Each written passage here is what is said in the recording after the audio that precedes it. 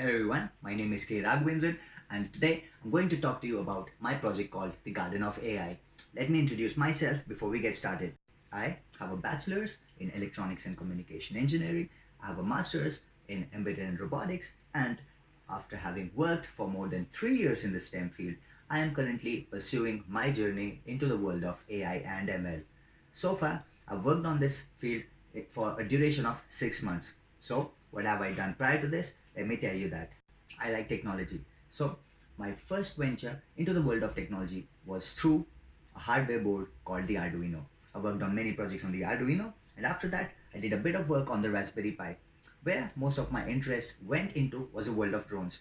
I worked on open source platforms like Pixoc, ArduPilot, NAS, 32, CC3D, F3 Evo, certain other boards. All of them are do-it-yourself kits. Apart from that, I've got my hands dirty with Aeromodelling kits. Prior to that, I've also worked a little bit on the 3D printer. I have a 3D printer at home. So possibly down the line, I might even create a course on 3D printers. So let me explain to you what this project Garden of AI is all about.